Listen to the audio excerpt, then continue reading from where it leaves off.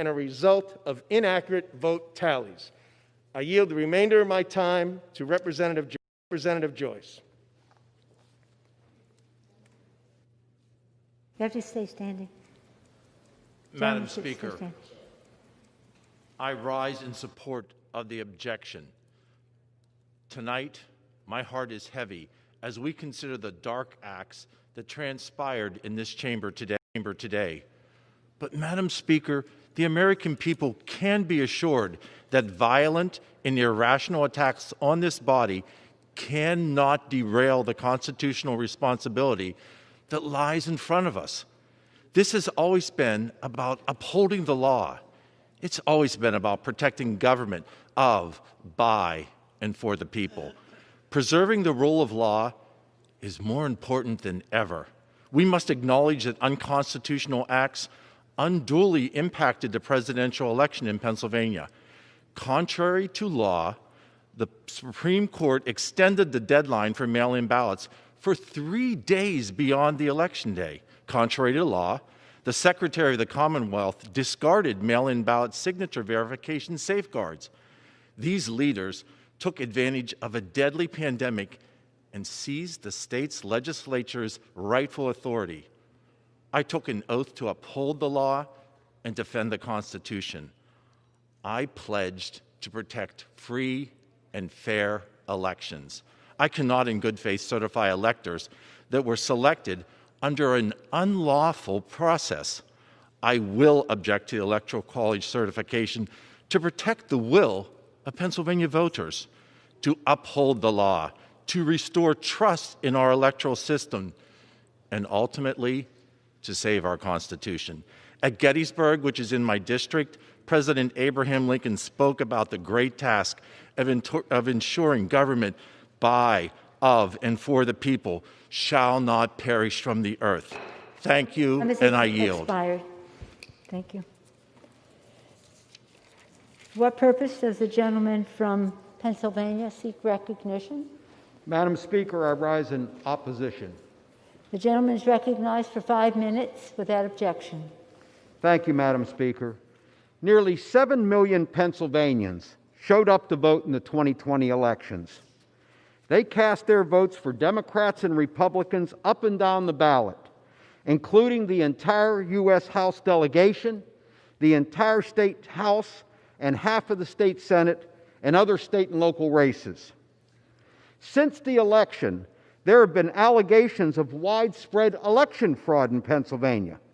But remarkably, the 20 suits filed by the Trump campaign, Pennsylvania Republicans, and others challenging the results in Pennsylvania have never claimed that there was voter fraud. Perhaps that's because attorneys can lose their license when they make unsubstantiated claims in court. That's where the rubber really meets the road. So, if these lawsuits didn't claim election fraud, what did they claim? Most of the legal challenges to the presidential election in Pennsylvania question relatively small numbers of ballots that were allegedly tainted by technical violations. Even assuming that all these ballots had been cast for Joe Biden, throwing them out wouldn't have changed the result of the election. Now, one exception is the lawsuit filed by one of our colleagues from Pennsylvania, Kelly versus Commonwealth, which would have thrown out all the mail-in votes cast in the 2020 general election on the grounds that Act 77, the state law allowing those votes, was unconstitutional. That suit would have disenfranchised 2.5 million Pennsylvanians. Let's let that sink in. 2.5 million Pennsylvanians would have had their votes nullified. Now, I want to provide my colleagues with some background about the state law at the heart of this challenge. In 2019, the Republican-controlled state legislature approved Act 77, a bipartisan bill to reform the state's election laws, which instituted no-excuse mail balloting.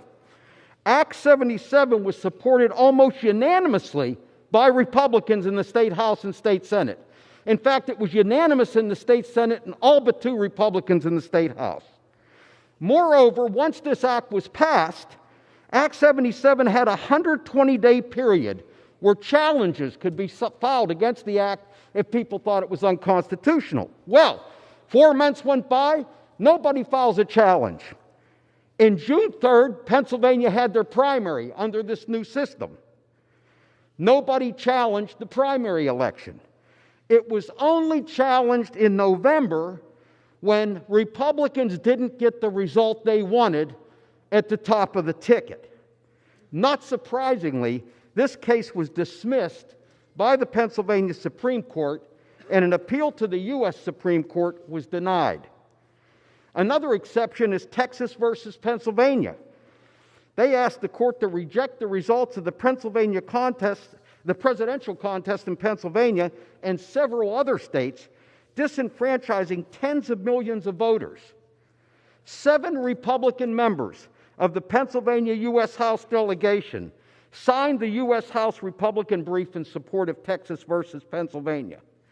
Well, I feel compelled to point out to my colleagues that the same voters who sent them to the 117th Congress cast their votes for the president by marking the very same ballots, which were read by the very same ballot scanners and monitored by the very same election workers. Yet our colleagues who signed the brief only want to invalidate the presidential votes.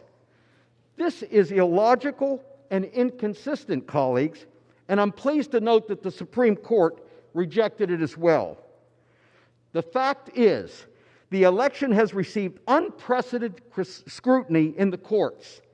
I believe it's irresponsible and undemocratic to argue today that the U.S. Congress ought to relitigate the 2020 presidential election and second-guess the will of the voters in multiple states, the decisions of numerous state and federal courts, including the Supreme Court, and the counts and recounts conducted by state election officials.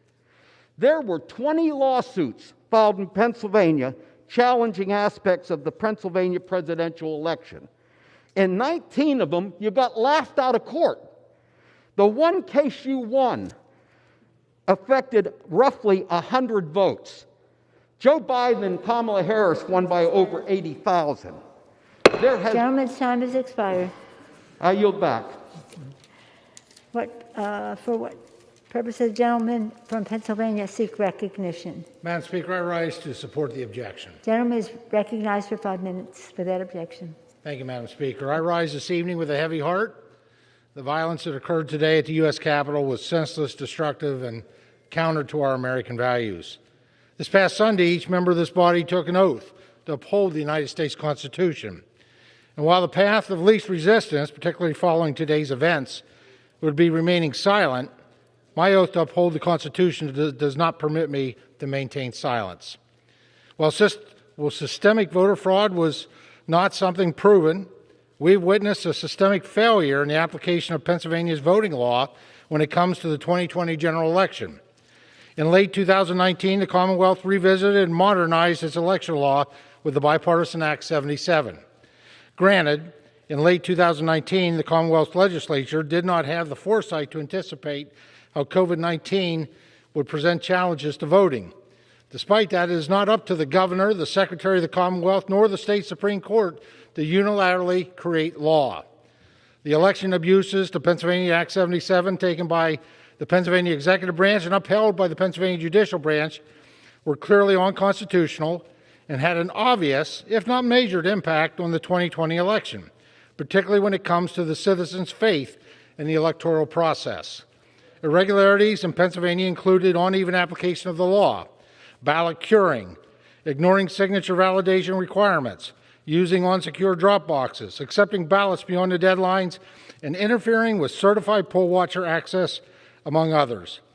These actions were taken by the Commonwealth's governor and Secretary of State, while the Pennsylvania Supreme Court circumvented the authority of the state legislature. Furthermore, the chief law officer of the Commonwealth sat idly while this process unfolded. Now, I join many of my colleagues in Pennsylvania requesting the legislators in Harrisburg conduct an investigation and audit to ensure such negligence will be prevented in future elections. I have serious concerns about how these irregularities in the application of the Commonwealth's election laws will play in future elections. Only with equal application of the law will the voters of the Commonwealth of Pennsylvania have certainty in their election processes. Now, I remain committed to ensuring the voters receive an electoral system they deserve and where equal application of the law is guaranteed.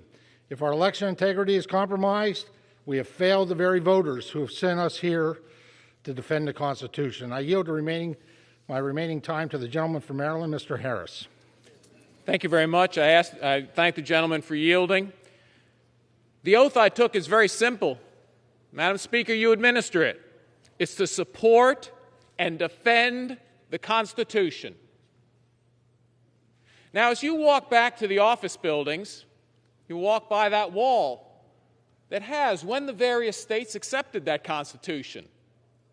And remember, when a state accepts the Constitution, it agrees to accept every part of the Constitution. It doesn't get to pick and choose.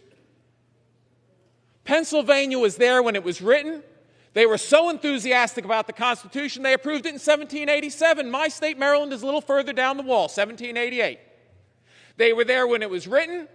The clause that gave the legislature the power over the elections was there when they accepted it. It's been there since. How dare the judicial branch or the executive branch of that state usurp the legislative authority? That's a clear violation of the Constitution. Now, we heard there's no evidence. Evidence? The Pennsylvania Supreme Court unilaterally extended the deadline to receive absentee and mail-in ballots. Does anybody contest that over here? Does it say the legislature did that? No, it doesn't. It says the court did it. That's a violation. That's what the Texas lawsuit was all about. We disadvantage other states when states like Pennsylvania, the executive branch and judicial branch, cheat on the Constitution. And that's what they did here. But there's more evidence. But wait, there's more. The Democrat Secretary of the Commonwealth eroded integrity by dismissing signature authentication on a ballot.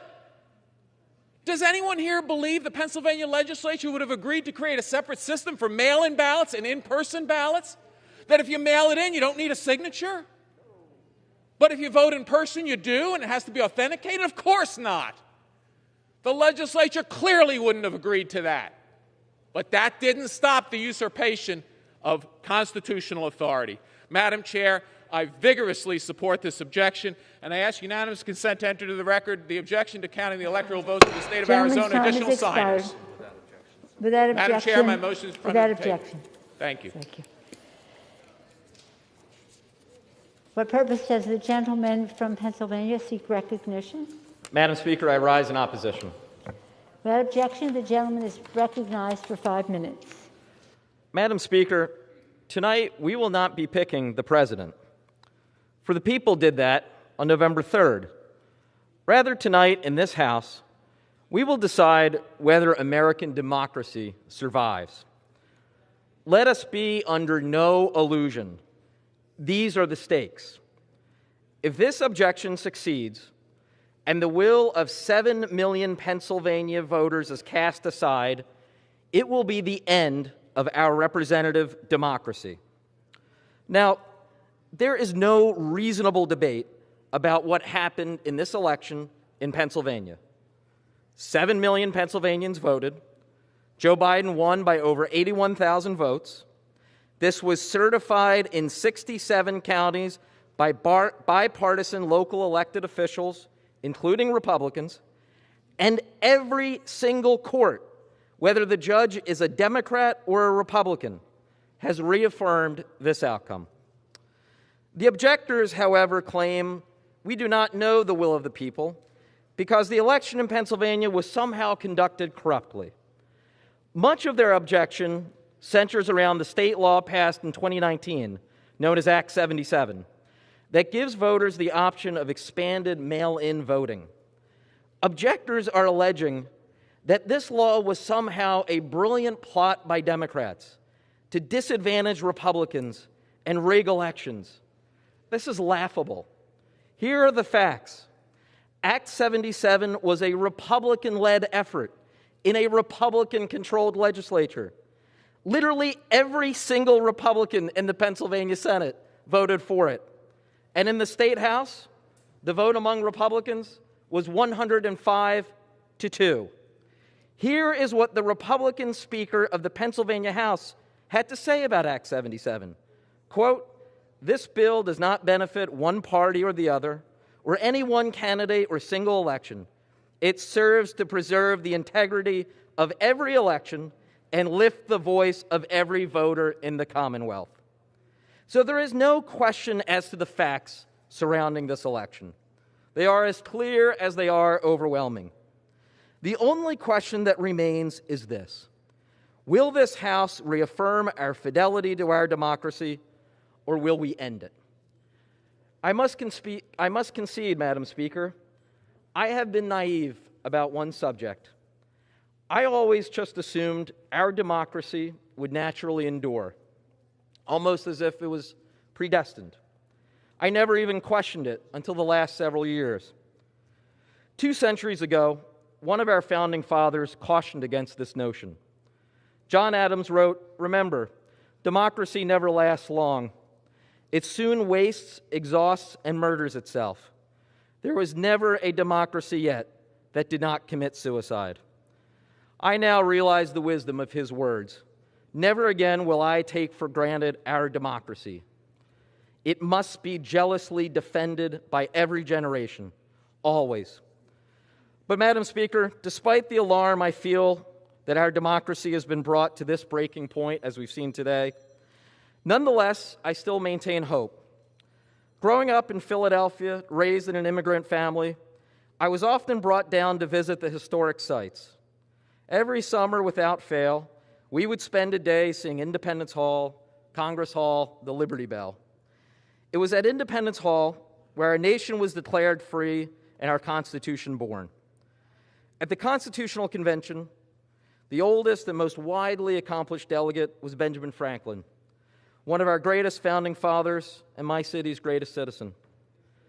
On the final day, as the last delegates were signing the Constitution, Franklin pointed to the painted sun on the back of the convention chair.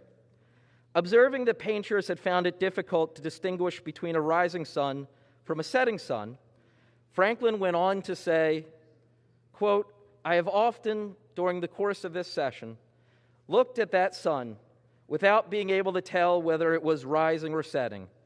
But now at length I have the happiness to know it is a rising sun." Madam Speaker, on a day like today, when a mob has stormed the Capitol and some members are threatening the core of our democracy, it can be hard to tell whether for American democracy the sun is rising or setting. But I maintain my faith that tonight, by an overwhelming bipartisan majority in Congress, we will uphold the will of we the people, and our democracy will live. I yield back. Gentleman's time has expired. Beautiful. Florida? For what purpose does the gentlewoman from Georgia seek recognition? Madam Speaker, I rise to support the objection. I'd like to point out that all of the cases that have been thrown out on standing, not the evidence of voter fraud. I'd also like to point out the same people who for 4 years have failed to find a shred of evidence to convict President Trump of Russian collusion are the same people trying to discredit hardworking American poll watchers who are risking perjury by signing affidavits confirming massive voter fraud in multiple states. The same fake news who took the word of Christine Blasey Ford against Justice Kavanaugh, who her own friends denied happened, also dismissed the sworn under penalty of perjury accounts from people who witnessed the election fraud. The same fact checkers who told you that Dominion machines weren't connected to the internet and couldn't be hacked are the same people telling you that there's been no voter fraud and no violations of election law. But it's been proven that these machines are connected and that they can be hacked. We have heard repeatedly argued that objecting to these ballots is unconstitutional and violates the rights of state legislatures. They would rather us affirm fraud and pass the buck back to states rather than following the process Madison, Hamilton, Jefferson, and the framers of the Constitution designed. When states fail to do their job, we are the last line of defense. Congress is here for this exact situation. We are here to be the fail-safe when states refuse to protect the people's votes. By objecting today, we are telling thousands of witnesses who signed affidavits that we have their back, and we will not allow local officials who violate their own election laws to steal this election from those who lawfully voted. I yield the remainder of my time to the member of North Carolina. I rise today to support the foundation of our democracy, the Constitution of the United States of America. This document is the fabric and the solid foundation of a nation we call America, which has been a beacon of hope and a shining city on the hill for over 230 years. The words of our Constitution, as spelled out in Article 2, Section 1, are very clear when it comes to our elections. Mandating, not suggesting, not implying, but mandating that state legislatures, not secretaries of state, not state commissions, not county officials, not governors, but state legislators prescribe the time, places, and manner of holding elections. This mandate was not followed in the great state of Pennsylvania. If we allow this fraud to go on, in a football analogy, in the moving of a goalpost after the ball has been kicked and in the air, the preview of coming attractions will be future elections that do not adhere to honest and open voting by we the people and the loss of our great republic. As a lady told me not long ago, don't spit in my face and tell me it's raining. This is exactly what's happened to the American people in this election. In the words of Winston Churchill, when Great Britain was under siege by Germany, he said, there will be a time when doing your best is not good enough. We must do what's required. And we must do what's required to save this great republic.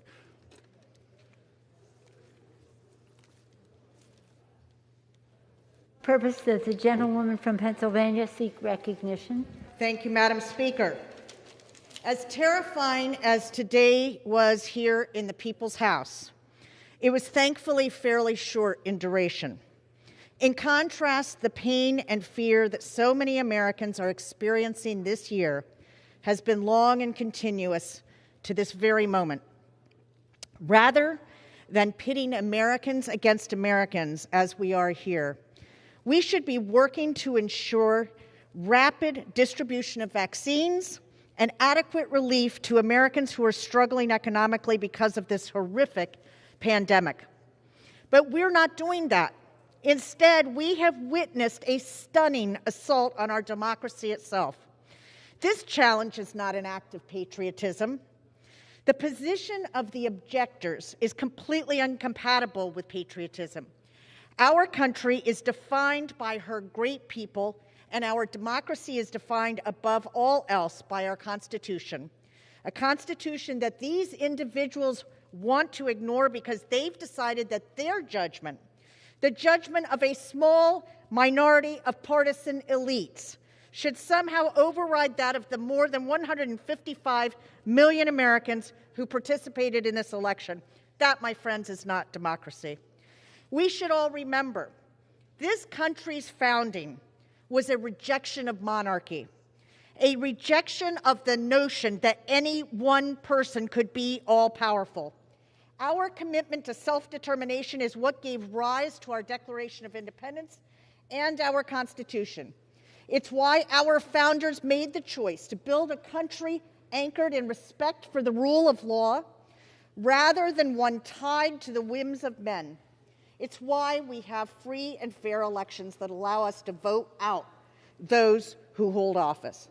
I am proud to join the vast majority of my colleagues in both chambers, Republicans and Democrats alike, in making it clear that our democracy is bigger than any of us. Let's be clear. Joe Biden and Kamala Harris won a victory of 306 electoral votes in the Electoral College, the same margin that President Trump won by in 2016 when he called it a landslide. Nearly 7 million of my fellow Pennsylvanians braved this devastating pandemic and economic crisis to cast their ballots, culminating in a total turnout of more than 70%, the highest in the history of the Commonwealth of Pennsylvania. And nationwide, we saw record-breaking turnout. Both in Pennsylvania and nationally, the president's efforts to overturn the election results in the courts failed resoundingly, with many of the strongest rebukes coming from judges the president himself appointed. In fact, contrary to the assertion of my colleague from Georgia across the aisle, not a single lawsuit in Pennsylvania alleged fraud. She may not be aware of this, but allegations of fraud require specificity and detail, and no lawyer could risk his or her license to make such false claims. I am heartened that several of the country's leading Republicans, including Senate Republican Majority Leader McConnell, Senator Mitt Romney, and former Republican Speaker of the House Paul Ryan, have spoken out against this political stunt. Senator Romney said the egregious ploy to reject electors may enhance the political ambition of some, but dangerously threatens our democratic republic. And as former Republican Representative Charlie Dent from my district said, the claim by the president of voter fraud in our state was simply reprehensible. The truth is that he suppressed his own vote by discouraging mail-in voting. And as Pennsylvania State Senator Gene Yaw, also a Republican, has said, my question is, if the mail-in voting of Act 77 was so bad, why did the Trump organization send out a mail-in ballot application to every registered Republican in the state? Today, I am thinking of all of the people who took the time to do their civic duty and vote, many standing in long lines or painstakingly researching how to vote by mail correctly. We reject these disgraceful attacks on the voters of Pennsylvania and this attempt to throw out their votes. To those in this chamber who may cynically believe that stoking the forces of disinformation and division may be worth a short-term benefit to their political careers, I would urge serious self-reflection. Our democracy is one of the most precious resources of the American people, protected against enormous odds and at great sacrifice by each generation of service members and everyday citizens who put their lives on the line to build a freer and more equitable nation. They deserve better than what is happening in this chamber today. Gentlewoman's time has expired. Thank you, Madam Speaker. I yield back. Thank you. For what purpose does the gentleman from Pennsylvania seek recognition? Madam Speaker, I rise today to support the objection. The gentleman is recognized for 5 minutes. Thank you, Madam Speaker. I'd like to start by making 2 basic points. Number 1, individual states who administer elections must ensure that they're conducted fairly, uniformly, and in accordance with the law. And number 2, every American wants to be and deserves to be confident that our elections are secure and that all eligible legal votes are counted accurately and in a transparent manner. And I'll say this, in my district, in Lancaster and York counties, I think that occurred. I'm very proud of my county election officials who upheld the Pennsylvania Constitution and followed the letter of the law. But unfortunately, that sentiment is not shared across the Commonwealth. And today, my objection is not about voter fraud. It is grounded in unconstitutional measures taken by bureaucrats and partisan justices in the Commonwealth of Pennsylvania that have unlawfully changed how this election was carried out. This potentially changed the outcome and certainly caused millions of our state's voters to question the election results. Other speakers have outlined this issue. In brief, the Pennsylvania State Legislature in 2019 passed the bipartisan election law reform bill, and then the partisan Pennsylvania Supreme Court took it upon themselves to rewrite that law just 7 weeks before the election. They unlawfully legislated from the bench and made substantive changes to the law, including allowing for unsecured drop boxes and ordering that ballots received after the election be counted, among other things. And the Pennsylvania Secretary of State took it even further. Her unilateral, unconstitutional changes resulted in counties treating ballots differently, so that some voters had the opportunity to change mail-in ballots to correct deficiencies, while in other counties their ballots simply were not counted. As members of Congress, we serve as a voice for our constituents. This is the one time I have a voice in this process, and I cannot simply look away when tens of thousands of my constituents have real and legitimate concerns about how this election was conducted in Pennsylvania. And in fact, I think inadequate response to those concerns by Pennsylvania's officials is one of the major problems.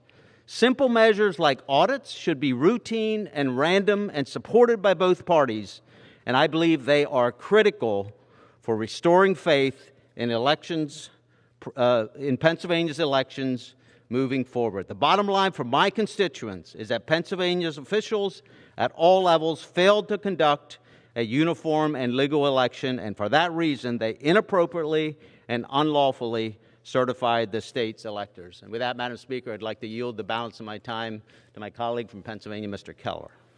I thank the gentleman from Pennsylvania. Madam Speaker, the violence that occurred in the Capitol today was shameful, unacceptable, and un-American. We are a nation of laws, not lawlessness, and we will never give in to the mob. Thank you to the men and women of our Capitol Police and other law enforcement agencies who heroically defended this building. The criminal behavior we witnessed today before us does not erase the facts before us. I'm objecting to the certification of Pennsylvania's electoral votes because Governor Tom Wolf, Secretary of State Kathy Boockvar, and the Pennsylvania Supreme Court violated the state legislature's clear constitutional authority to set election proceedings. Under the Pennsylvania Constitution, only the General Assembly has the power to set election law.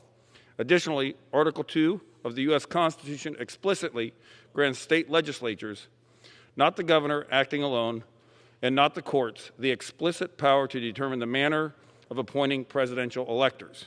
Pennsylvania's court unlawfully extended the deadline to receive absentee and mail-in ballots. Governor Wolf's administration dismissed signature authentication procedures for absentee and mail-in ballots, allowed for the uneven administration of the election across counties, and unilaterally changed Pennsylvania's election code without the state legislature's consent. The Constitution is clear, and the facts are indisputable. This past weekend, each member of this body stood in this chamber and swore an oath to protect and defend our Constitution.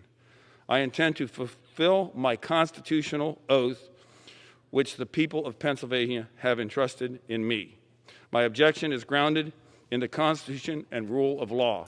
If we allow the governor to violate constitutional rights of the General Assembly, what is stopping him from violating the constitutional rights of the 12.8 million Pennsylvanians our state legislators were elected to represent? Thank you, and I yield back. The gentleman's time has expired. Thank you. For what purpose does the gentleman from Pennsylvania seek recognition? That I oppose. Gentleman is recognized for 5 minutes without objection. Thank you, Madam Speaker. Madam Speaker, I represent the 3rd District of Pennsylvania, which includes part of Philadelphia, the birthplace of America. It was in Philadelphia that the Constitution of the United States was written and signed, the very Constitution that we all are sworn in, that upholds for all the members of the House of Representatives. We are elected to serve by our constituents, and that it is our job to represent them and their interests in Congress. Yesterday, I spoke to the son of the late Dick Thornburgh, who was a 2-term Republican governor of Pennsylvania and was Attorney General under President Ronald Reagan and President Bush. His son stressed to me that his father would have wanted the rule of law to prevail regarding political outcomes. But because he cares so much about safeguarding democracy than partisanship. Let me repeat that. His son stressed that regardless of political outcomes, he would prefer the safeguard of democracy rather than political outcome. In addition, Al Smith, who was a Republican commissioner of elections, certified the results in November the 23rd. His quote, "I am proud that the birthplace of our republic held the most transparent, and secure election in the history of Philadelphia. Instead of using this time to dispute the results of our fair and lawful election, we should be spending this time making vaccines that are quickly given to essential workers in our most vulnerable communities. People are getting homeless. We should look at rental assistance. We should ensure that that's available. Small businesses, the engines of our economy, are needed grants and loans. That should be our focus. Hospitals desperately need support and help. We should be paying attention to the needed hospitals. We're in the middle of a pandemic where hundreds of thousands of people are dying, and we're in a recession that is putting millions of Americans at risk for hunger, homelessness, or both. It's time we start legislating for the people. And one last person I want to mention is our junior senator, Senator Toomey.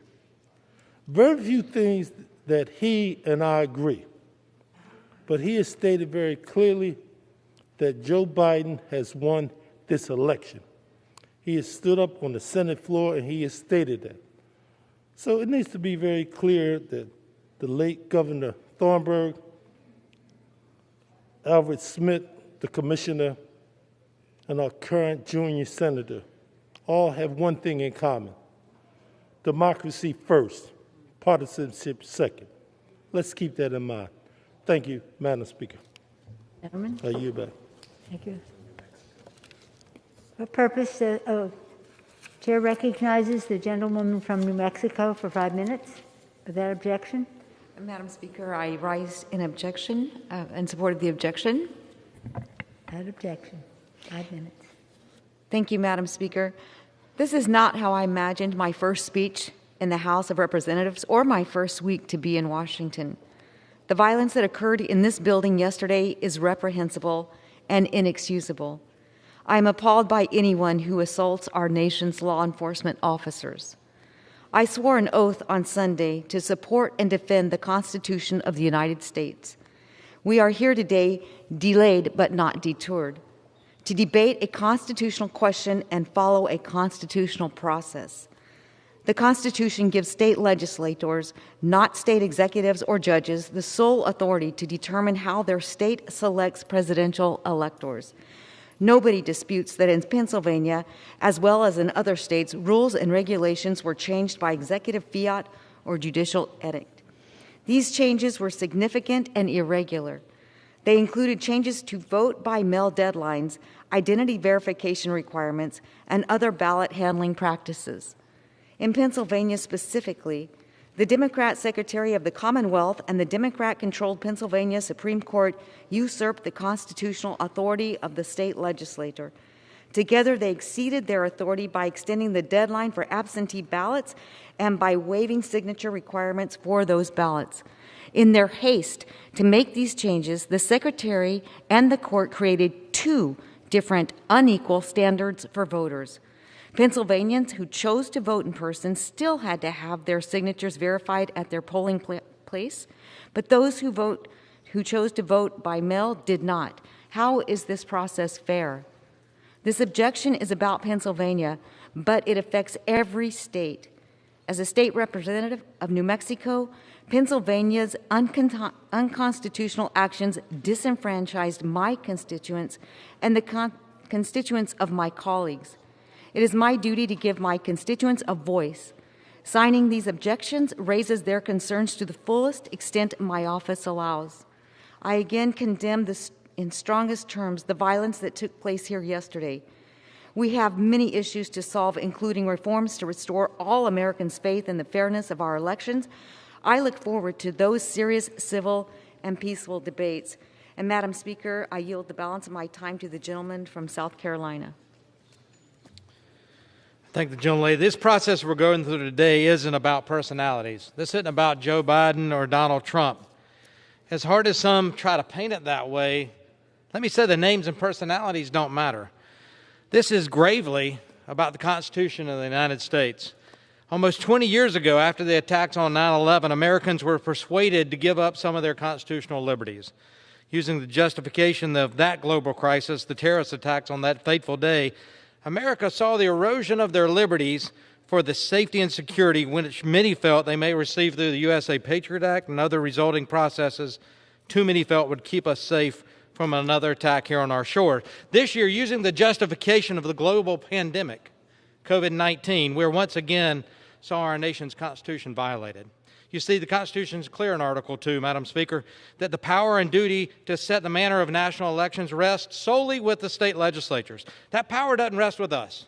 That power doesn't rest in the hands of unelected county election officials, secretaries of state, or Supreme Courts, but rather in the hands of the state legislatures which pass laws setting the manner of elections held in their states. This year, using the extraordinary circumstances of the COVID-19 pandemic, we witnessed these duly passed laws circumvented and usurped time and again, not by having the laws changed in the respective state legislative bodies, but those laws arbitrarily and unilaterally changed by county clerks, secretaries of state, and in this case of Pennsylvania, an unelected or an elected Supreme Court, which is supposed to interpret the law, not make law. And when those non-legislative entities change the laws without getting the General Assemblies to change the law, in my opinion, the resulting ballots cast, either by mail or in person, those ballots were illegal under the law. Illegal ballots should not be counted, and therefore the resulting electoral votes should be considered invalid. What bothers me is that so many of you are okay with that. That so many Americans, because their person won, you're okay with the manner in which that victory was gained. It's politics. Look, I get it. But we didn't swear an oath to play politics. We swore an oath to the United States Constitution. As George Washington said, the Constitution is the guide which I will never abandon. I yield back. Gentlewoman, therefore, the gentleman's time has expired. For what purpose does the gentlewoman from Pennsylvania seek recognition? Madam Speaker, I rise in opposition to the objection. The gentlewoman is recognized for 5 minutes. Good evening. And first, I do want to acknowledge the devastating events of the last 12 hours and to express my deep appreciation for those who have worked to secure this building and safeguard our democracy. And on behalf of my colleagues, we are all grateful for your service.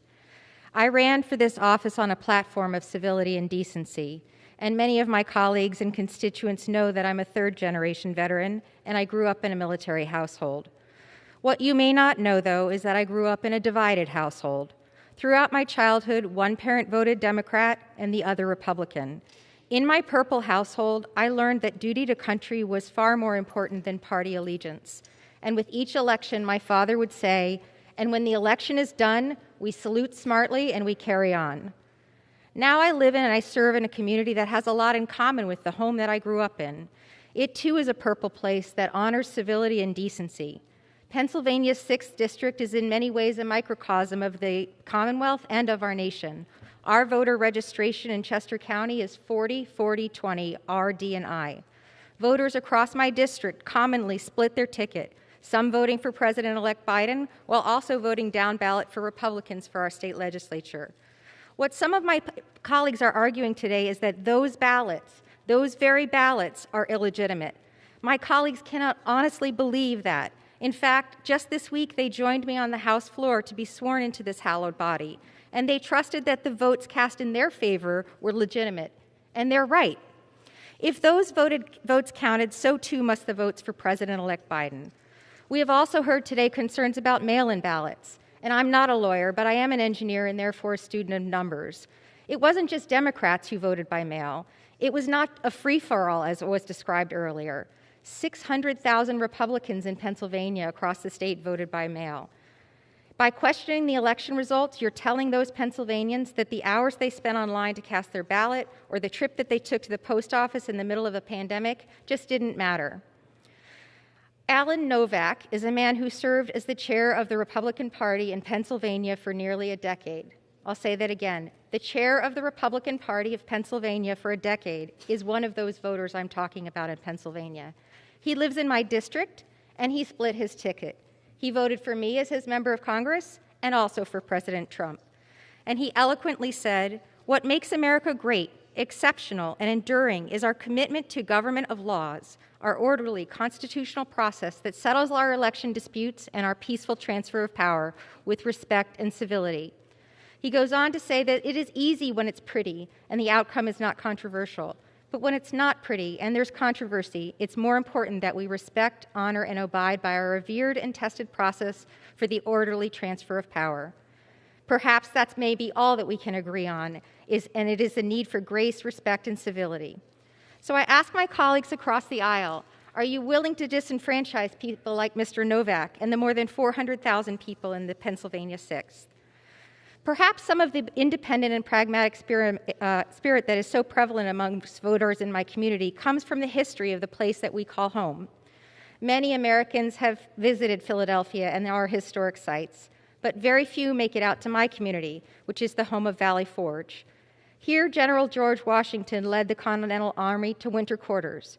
The war had not been going well for our young soldiers, and that winter was harder still. It was bitterly cold. Food shortages and smallpox were abundant, and many people died. We remember what happened there because it was a test of our endurance, a demonstration of devotion to mission and to our country over ourselves. Coming out of that awful winter experience, our troops emerged better trained, united, and ultimately victorious. In those harsh, dark times, they found their common ground and their fortitude. Just like then, it is in these trying moments where we learn who our leaders truly are. They're the ones who don't just represent the people or give orders or ready us for a fight. They are those who educate, who speak truth. They inspire confidence and unity rather than sowing division and strife. There is a striking parallel between our nascent country and what they endured in Valley Forge and what we're enduring right now. A hard winter of division, illness running rampant, and an uncertain future. Today, our country's resolve is being tested, and I know that we will pass this test together and be made stronger. We now have the opportunity and the responsibility to do that tonight by upholding the will of the people, by voting to certify the results of this electoral college, and by moving forward with a servant heart and a common resolve to preserve this great experiment that is the United States of America. And with that, I yield back, and thank you, Madam Speaker. Gentleman's time has expired. Thank you. What purpose does the gentleman from Texas seek recognition? Madam Speaker, I rise in support of the objection. Gentleman is recognized for 5 minutes. It's with great pride and profound sense of responsibility that I object to the 2020 election in the state of Pennsylvania. I'm very proud to stand alongside fellow patriots who have pushed back against a fraudulent and criminal election process, a process that was the antithesis to the very rule of law that governs these United States. At the same time, standing here tonight is surreal because this is a critical juncture that will undoubtedly determine the survivability of this great republic. Our free and fair election process, and by extension, the people's trust in legitimacy, is what has separated us as a nation, a process that we've shared with the world its moral force, a process that now, sadly, has been bastardized by those more interested in the maintenance of power than they are in the free and open voice of the American people. If I remember correctly, Democrats were calling for transparency in 2000 and 2004 when George W. Bush was elected, and again in 2016 when President Trump took office. Where are you now? I ask this: what do you have to lose by having a thorough investigation to determine the validity of these votes? Why not encourage an investigation to relieve the concerns of half the people in this country? If you are so convinced that Biden was elected legitimately, what do you have to fear? If there was no fraud, simply show us the proof, investigate it, validate it.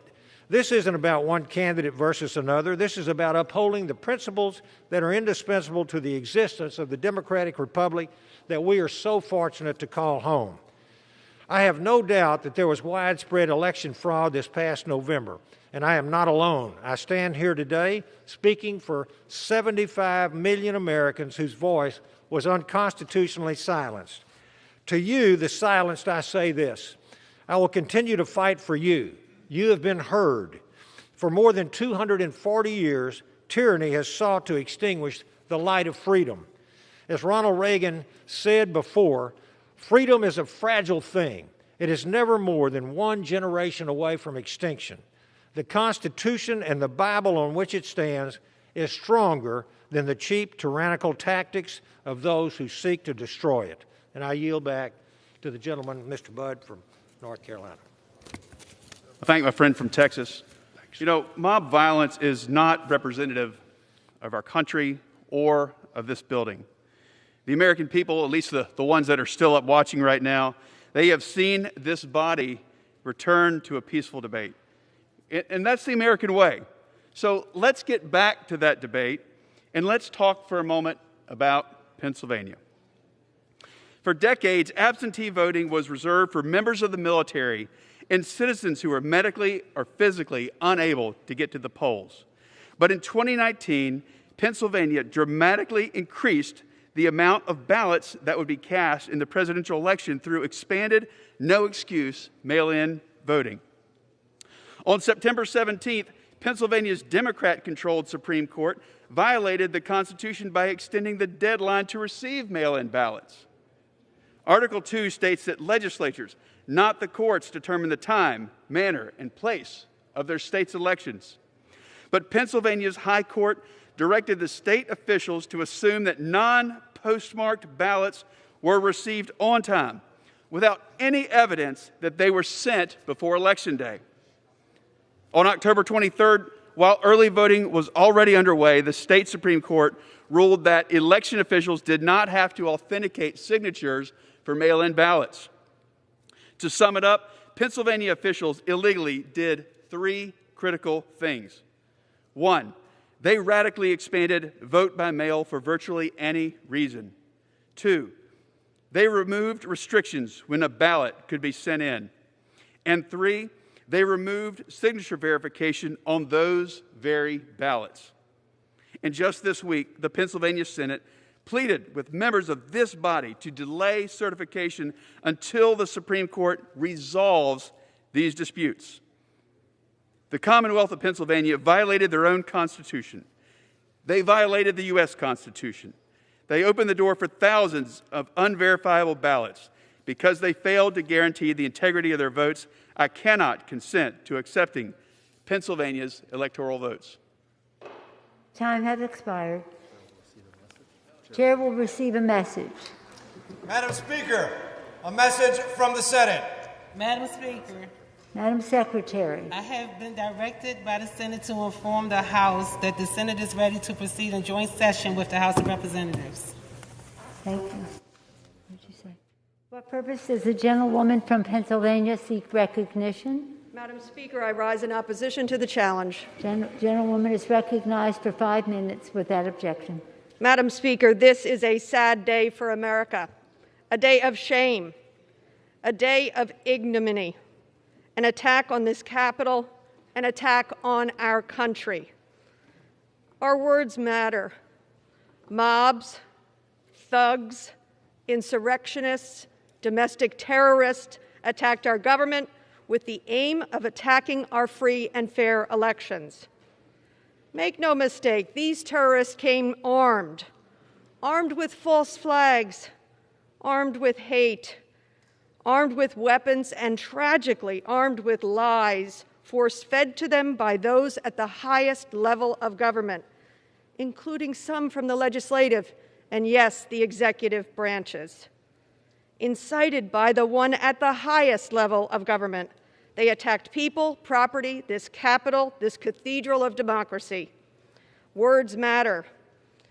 In his last words to our nation and to all of us here, our dear colleague John Lewis wrote last July, "Democracy is not a state, it is an act, and each generation has an obligation to preserve its institutions." Democracy is a series of acts. Acts by you and by me, by citizens, one building upon the other and another. Not acts that we have heard and seen and suffered today, words and acts to incite violence, acts that tear at the very fabric of our democracy. Yet, Madam Speaker, I have hope. We too are armed. We are armed with the facts. We are armed with the truth. We are armed with the love of our country. We are armed with our sworn oaths, and we are armed with our precious Constitution. We have faced tyranny and insurrection before. We are here tonight to herald to America and to the world we will defend our democracy and we will endure. When I came into work this morning as I was preparing to come to the floor, I read Tom Friedman's op-ed, which began with the words from the Gospel of Mark. For what shall it profit a man if he gain the whole world but lose his soul? For what shall it profit any man? I urge my Republican colleagues to have the courage to uphold their oath, courage like that of Congresswoman Margaret Chase Smith, a lifelong Republican, and the first in her party to speak out against McCarthyism. Putting duty over fear, she said, and I quote, I don't want to see the Republican Party ride to political victory on the four horsemen of calumny, fear, ignorance, bigotry, smear. Surely Republicans are not that desperate for victory, end quote. For today we have seen the cost of victory by such means. It shook the very walls of this building. Our colleagues know there is no truth to this challenge. For what shall it profit a man? Madam Speaker, it has been my solemn honor to participate this sad day. I pray for our country, and I yield back. Thank you, gentleman. What purpose does the gentlewoman from Florida seek recognition?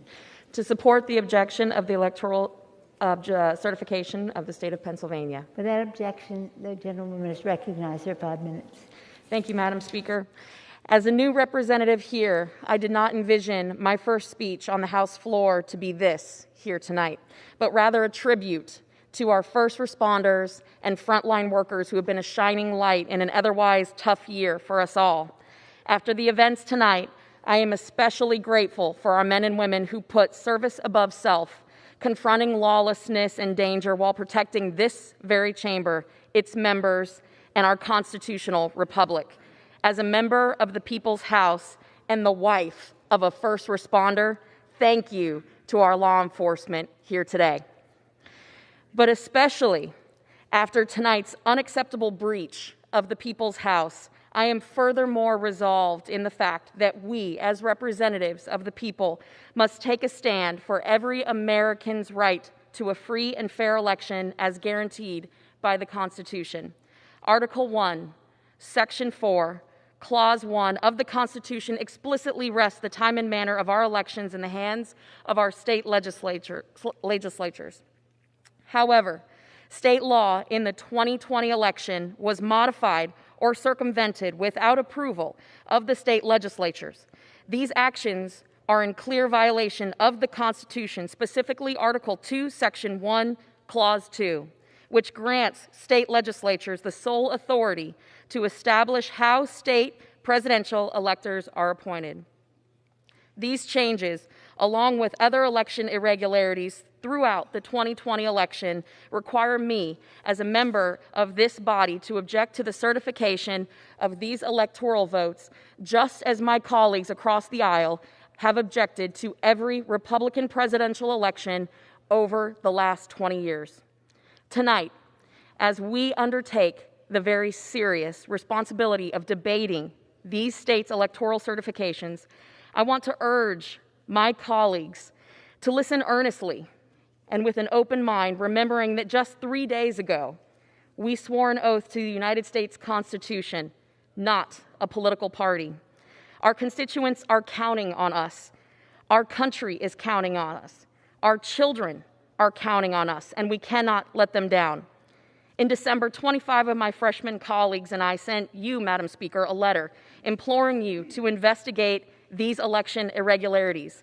And to date, we have not received a response. That brings us to today.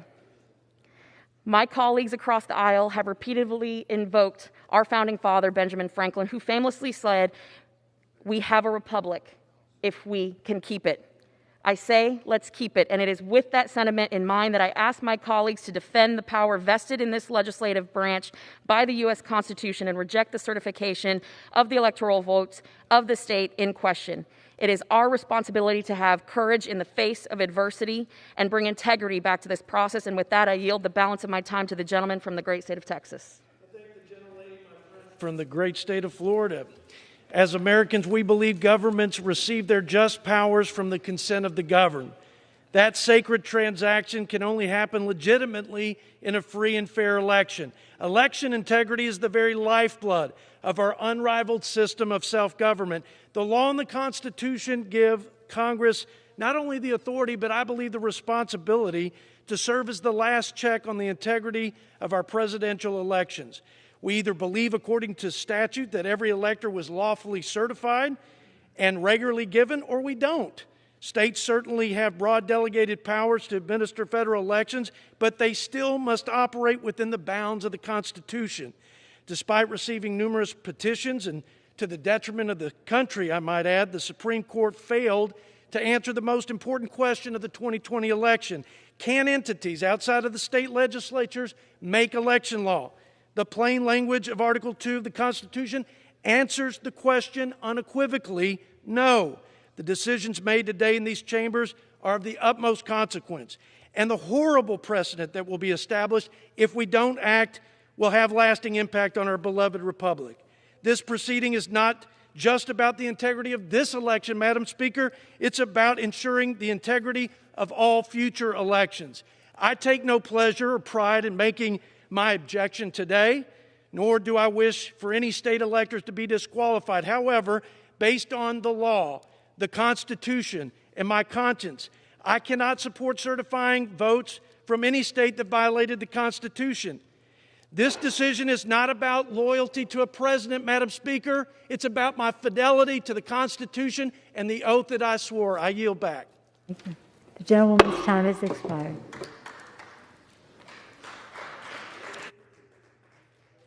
Does the gentleman from Pennsylvania seek recognition? Madam Speaker, I rise in opposition. Without objection, the gentleman is recognized for 5 minutes. Madam Speaker, I came here tonight prepared to talk about the place I represent and how well the Democratic and Republican county officials ran our election. I wanted to point out that in my home county of Allegheny County, in the place they were counting the votes, there were 31 video cameras, 31 in the same place, just showing people counting votes, every single one of them on paper with representatives from both campaigns watching.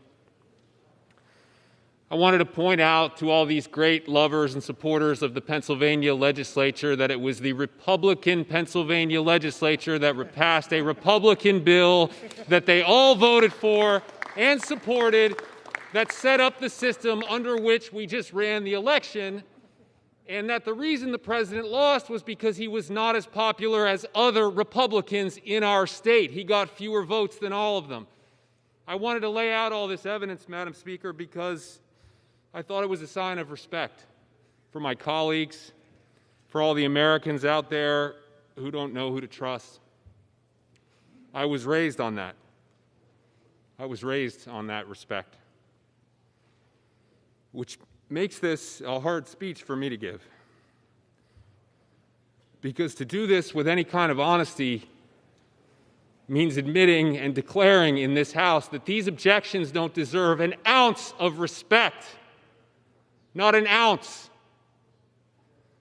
A woman died out there tonight, and you're making these objections. Let's be clear about what happened in this chamber today. Invaders came in for the first time since the War of 1812. They desecrated these halls and this chamber and practically every inch of ground where we work. And for the most part, they walked in here free. A lot of them walked out free. And there wasn't a person watching at home who didn't know why that was, because of the way that they look. House will be in order.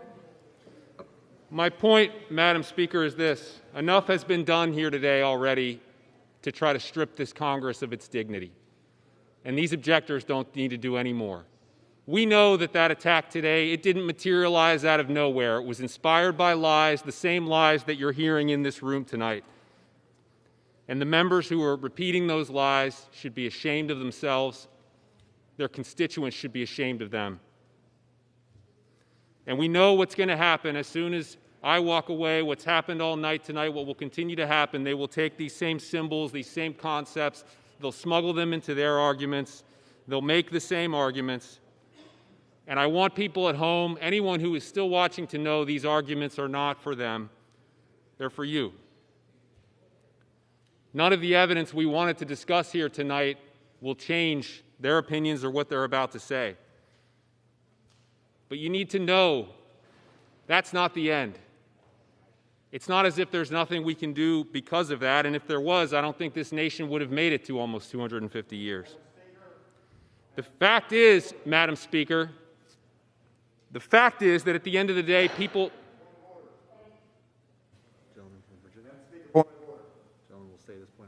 Gentleman will say his point of order. Yes, ma'am. Point of order. The gentleman said that there were lies on this floor here today, looking over this direction.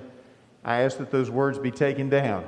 We may have a disagreement on matters, but Mr. Rand, it's not timely. This side of the aisle liars. No, the gentleman's name was not timely. You didn't register an appropriate time. The gentleman will proceed. Thank you, Madam Speaker. Madam Speaker, the fact is that at the end of the day... Yeah, look, you it's say sad, but that it's about true. me every single day. So The truth hurts. Hold your tongue. The gentleman will proceed. It hurts. Okay. It hurts them. It hurts this country. It hurts all of us. But the fact is that the people have made this country work by not giving in. Go ahead, shout it out. Say The one gentleman thing that's is true. not in order. The gentleman will proceed. The gentleman will proceed. One last thing to say, Madam Speaker, and I thank you for your patience. All people need to know, all they need to know tonight, Madam Speaker,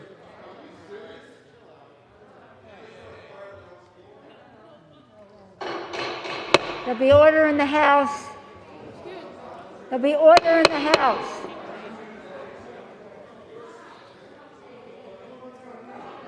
There'll be order in the House. The gentleman will clear this chamber. The gentleman will clear the chamber. Gentleman will proceed. thank you, Madam Speaker. The truth hurts. But the fact is this. We want this government to work more than they want it to fail. And after everything that's happened today, we want that more than ever. Know that, the people watching at home. We want this government to work. We will make it work. They will not make it fail. Thank you, Madam Speaker. I yield back. Thank you, John.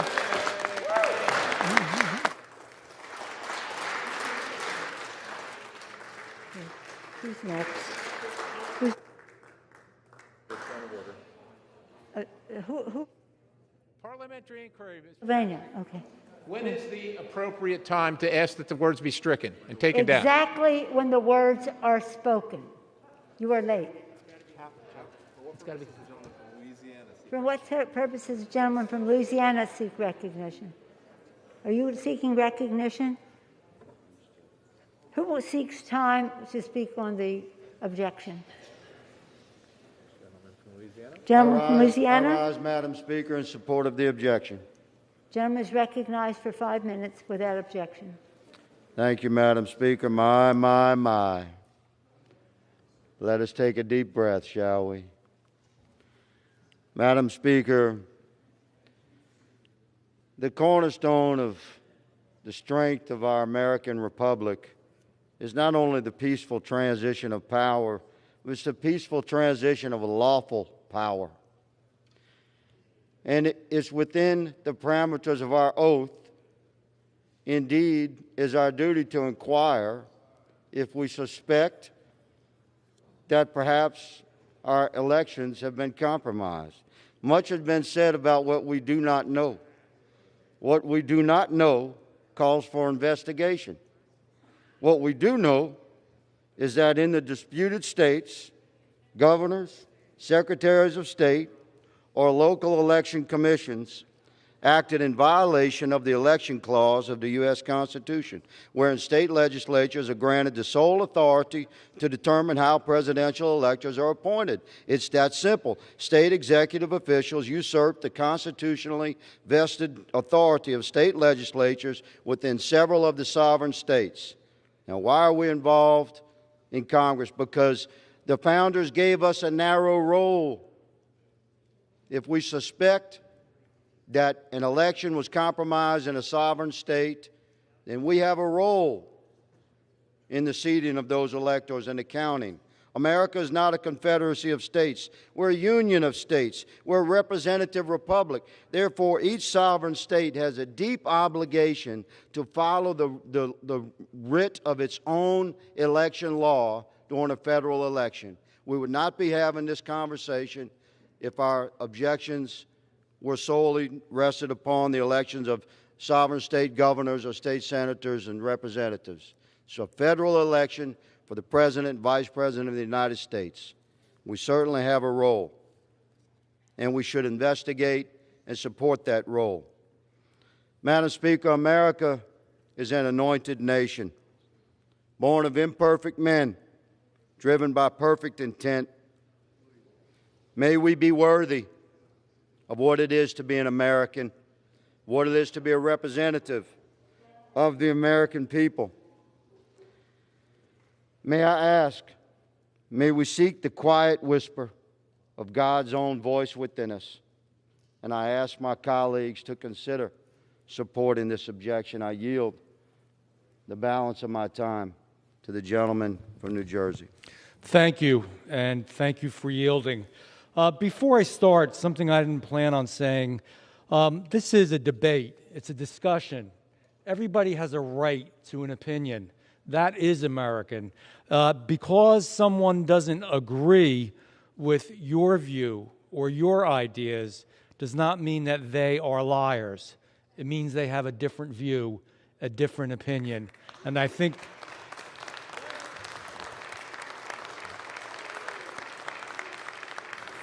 for God's sake, as people watch this or see it or hear it, they expect more from us than that. We can disagree at a certain level. There is nothing worse than moral pomposity. Today was an amazing and terrible day. But one thing that we do know, ladies and gentlemen, is that our law enforcement protected lives, and they protected and preserved our democracy.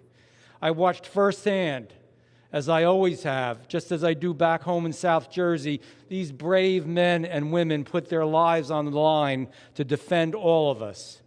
May God bless the woman who lost her life today, and may God bless what is and will always be the greatest nation in the history of the world, the United States of America. At the core of our country's greatness is our democratic system. Pardon me?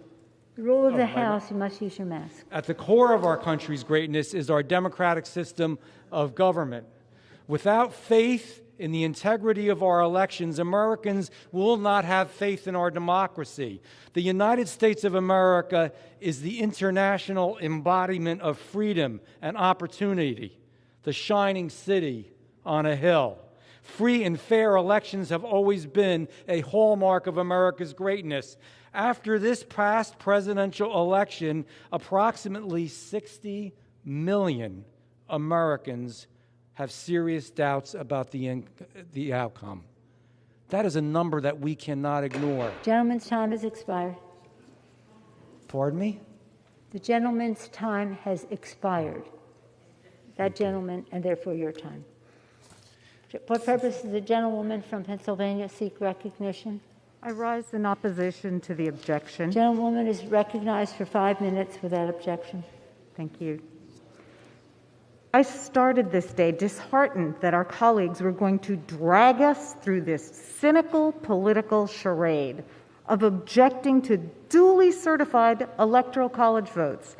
But I was ready and eager to defend Pennsylvania's elections and the will of Pennsylvania's voters.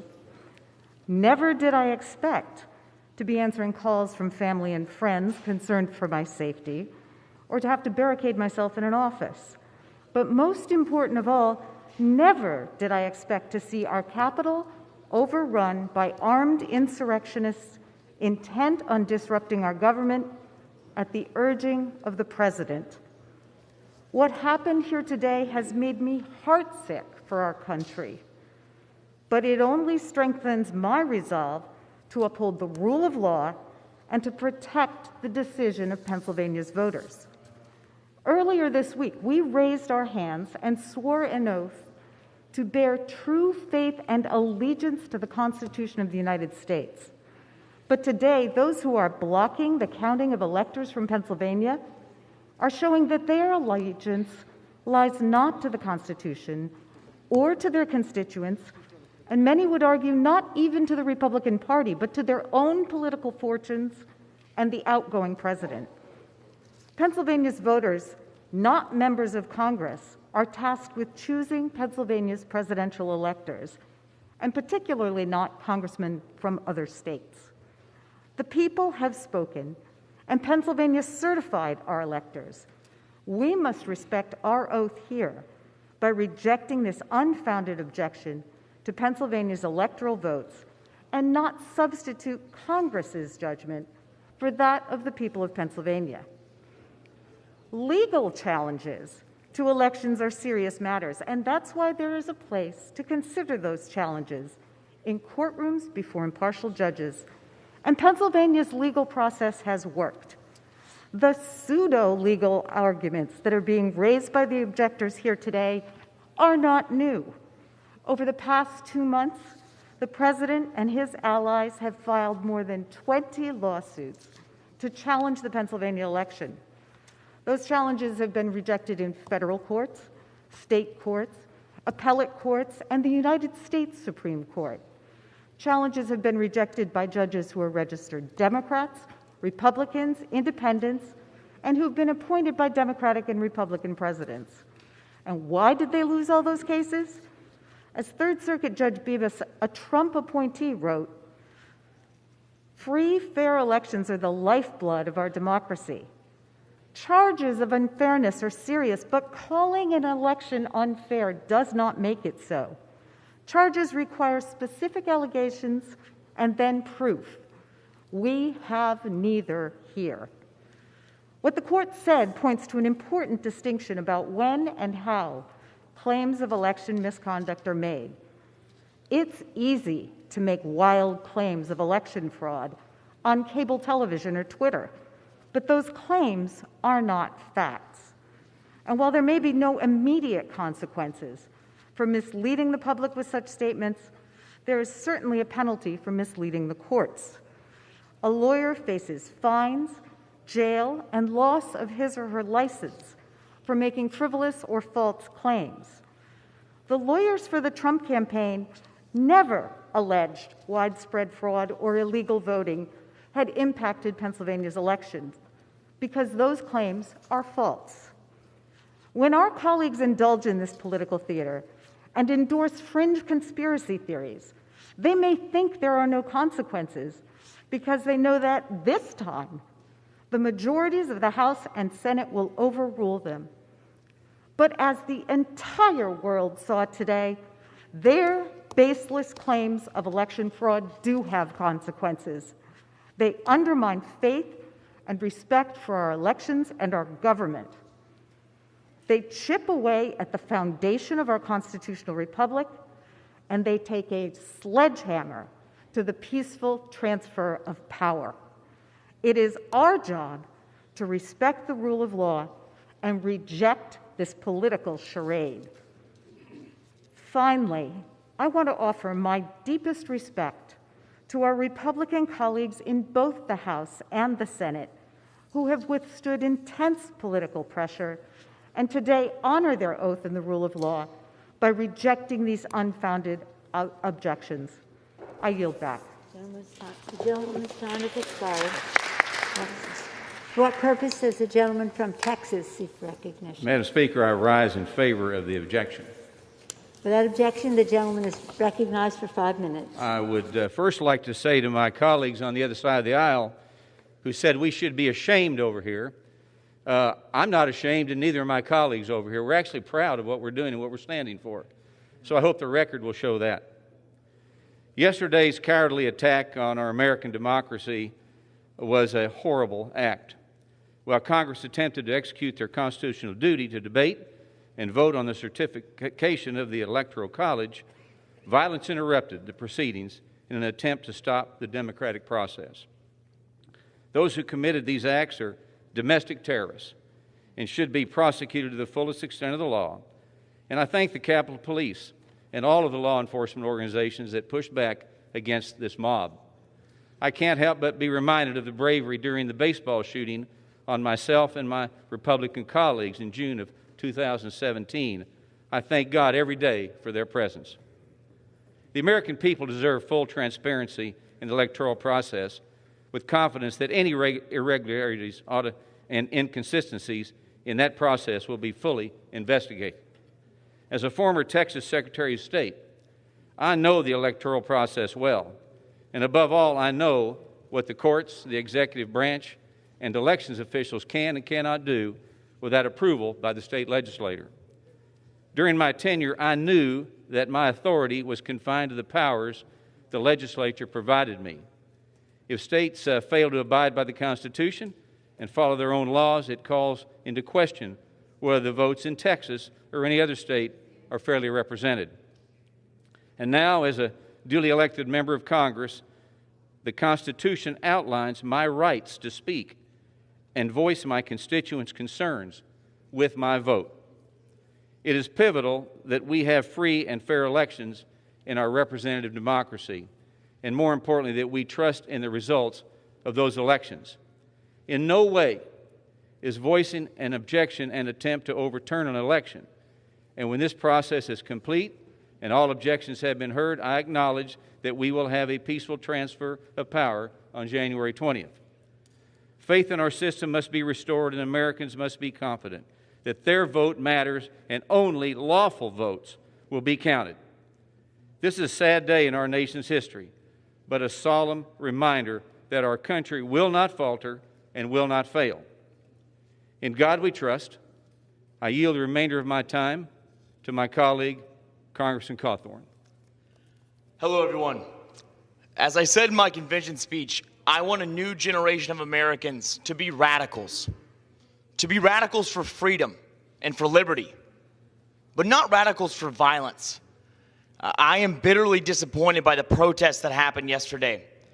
The actions of a violent few were cowardly and pathetic, and I am not afraid to call it out. The Republican Party is a party of limited government. It is the big tent party. It's not the party of destruction. Madam Speaker, the oath I took just days ago demands that I speak out in defense, not of one president or another, but defense of a hallowed document that has safeguarded this republic for over 200 years. The Constitution grants power solely to state legislatures to determine how elections are carried out. When other officials who are not vested with constitutional authority usurp their role and grind the Constitution under their heel, I must object. Our nation is a nation of resilience. In Valley Forge, George Washington prayed for a republic to be formed from the ashes of a monarchy.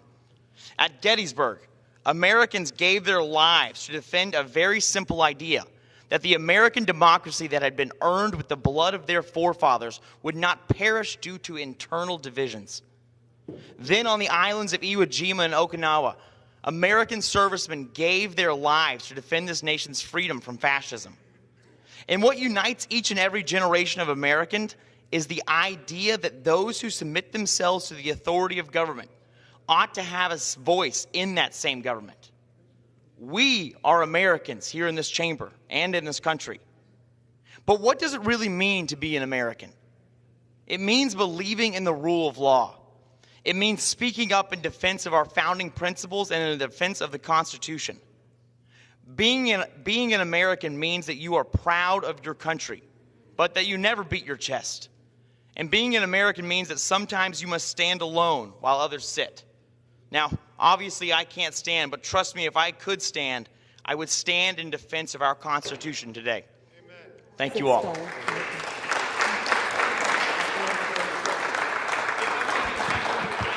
For what does the purpose of the gentleman from Pennsylvania seek recognition? I rise in opposition. Without objection, the gentleman is recognized for 5 minutes. Thank you, Madam Speaker. I completely agree with my colleague, Representative Dwight Evans, and I remind this chamber that Pennsylvania is the cradle of American democracy. We can't claim to be the birthplace of American democracy. That would be a disservice to James Otis Jr., who in 1761 stood up in a Massachusetts courtroom and argued against the king's writs of assistance. But Pennsylvania is the cradle of democracy. It is where we hosted the signing of the Declaration of Independence and the American Constitution. And it was Pennsylvanians who immediately went to battle to defend this idea of democracy. They went right after Bunker Hill to the siege of Boston. American riflemen were instrumental at the transformational battles of Trenton and Saratoga in victory. And it's Independence Hall where these documents got signed, the Declaration and the Constitution. And you heard my colleagues, you heard Representative Houlihan talking about the privations at Valley Forge, all in support of creating democracy. You heard Representative Boyle quoting John Adams about democracy only dies by suicide. You heard Representative Dean quoting John Lewis, our hero, who said democracy is not a state, it is an act. You heard Representative Wylie talking about this stunning assault on our democracy. If it seems like we get a little prickly in Pennsylvania about assaulting on democracy, you're right, we do. Pennsylvania is the cradle of democracy. And you heard how foolish and empty these challenges are. Representative Lamb said it, 31 cameras filming the place where the count was happening, resulting in thousands of hours of videotape. You can see it on YouTube, proving there was no fraud. You heard Representatives Doyle and Brendan Boyle talking about Act 77, how the Republicans in Pennsylvania were falling all over themselves to pass this law for mail-in voting because they thought it would help them. And you heard Representative Scanlon explaining why there were no allegations of fraud made in court, because a lawyer going into court, lying to the court, gets his or her ticket to practice law punched. They can be disbarred. Politicians can say anything on cable TV, but they have to be darn careful when they're in court. So all these big TV talkers never alleged fraud in court. Let me tell you about one court case. It was a case where they brought on their best legal talent. It was a case where they drew as a judge a staunch, principled, conservative Republican, Judge Matthew Brann. He called this case strained legal arguments without merit and speculative accusations.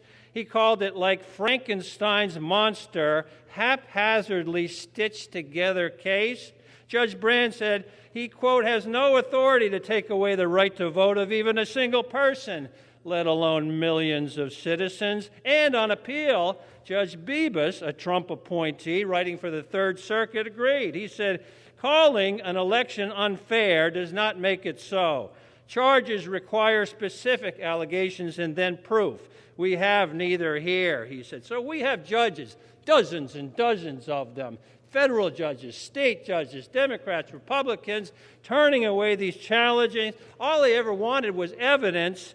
And here's the number one rule when you go to court. Don't forget to bring the evidence with you. This objection, in all seriousness, reflects the most profound disrespect to our American judiciary. We Pennsylvanians understand democracy. It was in Pennsylvania that our founders signed the Constitution, and Article 2 makes it plain as day. We elect our president. We don't have a king. If you can undo a presidential election simply by alleging that something was amiss, then we don't have a democracy at all. We have something else entirely. And if we vote to sustain this objection, we are not upholding our Constitution at all. We are doing something else entirely. Let's vote no on this objection. Yield back. Perfect. 35 minutes. For what purpose does the gentleman of Ohio seek recognition? Madam Speaker, I rise in support of the objection. Without objection, the gentleman is recognized for 5. Thank you, Madam Speaker. Every one of us swore an oath to support and defend the Constitution of the United States against all enemies of foreign and domestic. I swore that oath in uniform, and in the first part of it is the same that we swear here in Congress. The last time we needed to defend our Constitution against a domestic enemy, we fought a civil war. And then at the conclusion of that civil war, we passed the 13th, 14th, and 15th Amendments that make clear that no state is so sovereign that they can deprive their citizens of equal protection of the laws. When it comes to election, that means one person gets one vote. It doesn't mean that other citizens can dilute the votes of their citizens and deprive them of equal protection. And it doesn't mean that a state can do that by law or by practice. So whether the law was changed and made it such that there is no way to provide equal protection, one person, one vote, or the practice was corrupted, it cannot stand. And frankly, lastly, it must guarantee that there is a proof that it was equal protection under the law. None of that happened in a number of states. And the people of America, tens of millions of them who came out to vote, have been unheard by this body and by far too many courts. We need to show them the respect they are due by the Constitution of the United States of America, the Constitution that we fought to sustain, to end the era of Jim Crow, to pass civil rights legislation, the Voting Rights Act, the Civil Rights Act, and so many other pieces of jurisprudence. Thank you, and I'd like to yield the balance of my time to the gentleman, Mr. Johnson. I thank the gentleman for yielding. Madam Speaker, I rise in support. Control of the time. You have to stand there. As you yield, John. Thank you, Madam Speaker. I rise in support of this objection and to give voice to the 249,386 men and women of Ohio's 6th Congressional District who've had their voices silenced by the rogue political actors in Pennsylvania, who unilaterally and unconstitutionally altered voting methods to benefit the Democratic candidate for president. Secretaries of State and state Supreme Courts cannot simply ignore the rules governing elections set forth in the Constitution. They I think I'm going to pause here. Their state legislatures to achieve a partisan end. Constitution be damned. Madam Speaker, this is a sad day for America. My mind is tired. We've seen too many sad days like this recently. Assaults on courthouses, I really want police to vote. stations, and now the U.S. Capitol. And People who disagree with the results of police work and court decisions are wrong to respond violently. And people who disagree with the results of an election are also wrong to respond with violence. Thank you to the Capitol Police and all of the law enforcement involved for protecting the people's house today. Madam Speaker, some may question our motives for raising these objections. But other than the Bible, the Constitution is the most sacred document known to man because it created the most free and prosperous nation in human history. And 2021 has the chance to be remembered for when the leaders of a deeply divided America came together to defend that sacred document and to ensure that the integrity of future presidential elections is ensured. It is imperative we take this opportunity. The future of our republic depends on it. Benjamin Franklin, in the summer of 1787, during the heated debate to create our sacred Constitution, said these famous words, "I have lived long, sir, and the longer I live, the more convincing proofs I see of this truth, that God governs in the affairs of men. And if a sparrow cannot fall to the ground without his notice, is it probable that an empire can rise without his aid? We have been assured, sir, in the sacred writings that except the Lord build it, they labor in vain that build it." Madam Speaker, I pray that we would turn to the God Almighty that ordained our nation into being to help us in our time of need. I yield back. I'm not sure what he was saying. Is that he? What purpose does the gentleman from Illinois seek recognition? Madam Speaker, I rise in opposition. Don't. Without objection, the gentleman is recognized for 5 All right, minutes. I'm going to go for tomorrow. Madam Speaker, as a student of If foreign I get policy, another- if somebody described to me the actions that we saw, I would have assumed we were in a failed nation or a banana republic. Storming past police, some carrying the flag of the Confederacy, a mob breached this maybe I'll house. listen to But him. there is good news. The democracy held today. For the last few years, misinformation and fear has been fed into people for profit and power, and for I too think many I'd rather years, stop with this leaders around the after country this. said nothing and sometimes echoed those messages because of the belief that winning, no matter the cost, was worth everything.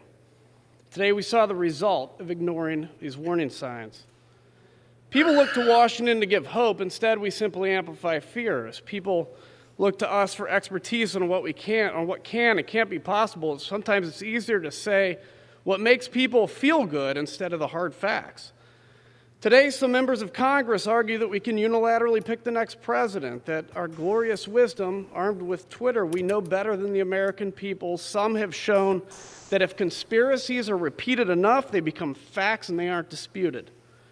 Even here in this chamber, after the events today, some speeches have been shockingly tone deaf. I've seen people applaud cheap political lines that are embarrassing.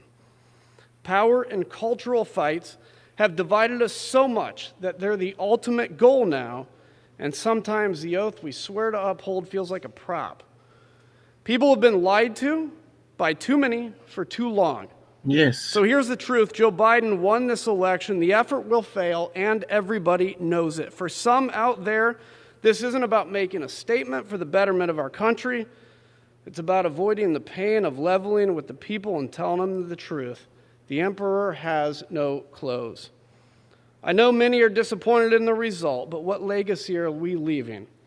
Have our kids seen the day where Ronald Reagan and Tip O'Neill had a beer over their differences, or have they learned that to lead you must tweet, and sometimes all in caps, because now this is Hollywood. Fame is the ultimate goal. But the first step that we can do to restore this is to reject the charade, and what happens next is up to us. We get threatened with primaries, we worry about the political implications, but our names will long be forgotten. The legacy of now will exist. The bottom line, if we ask men and women to be willing to give their lives for this nation, and we talk about their service with tears in our eyes, shouldn't we be willing to give up our jobs to uphold that Constitution? And with that, I yield my remaining time to Representative Herrera Butler from Washington. Thank you, Madam Chair. You know, All right, I really am. Is this an America that I we keep want to saying give to I'm our going, children? I'm going. A country of lawlessness, of might makes right, of mob rule. But I really do love Previous generations of Americans have laid down their good lives to speeches. answer no to that question. I do not want to be the first generation of Americans so selfish as to answer yes. Nothing is more important to me than preserving this constitutional republic as a representative. Article 2 of the Constitution states, each state shall appoint in such manner as the legislature thereof That's may right. direct a number of electors. Meaning that it's the duty of the state legislatures to select their electors in the manner they stipulate. It's right here. Yes. The founders of our republic did not want to federalize elections, which is why they reserved the selection of electors to the state legislatures. Historically, when Congress intervened in the electoral process, it was in the Civil War, it was when states were sending multiple slates of electors. But that is not the case today. Of the 6 states actively being contested, 5 have Republican legislatures. 5 are controlled by one party. 5 have the authority to get together and to vote to change the elector that they sent to us. How many of the 6 did? Not one. Pennsylvania did not get together and vote as a body and send us a new slate of electors. They did not send us a bill or a resolution citing injustice at the state level. None of them. Are they cowards? Do they not know the Constitution? Have they not read it like you and I? Or are they merely passing the buck? Here's the reality. Look, I believe this was not a fraud-free election. I believe that there were problems in Pennsylvania and in Georgia, but the Constitution gives us the right to fix that at the state level, not throw out the Electoral College. We do not want to absolve the responsibility of the people in those states to hold their own lawmakers accountable. I, as a Washington State Congresswoman, don't know better than the people in Pennsylvania and Georgia. Folks, we can't vote to undermine the Electoral College today. We have to uphold it. With that, I yield. Thank you. All right, now I'm going to stop. Otherwise, I'll be here all night. I'll watch the sun come up. I'll see you later. Comment? For what post. purpose does the gentleman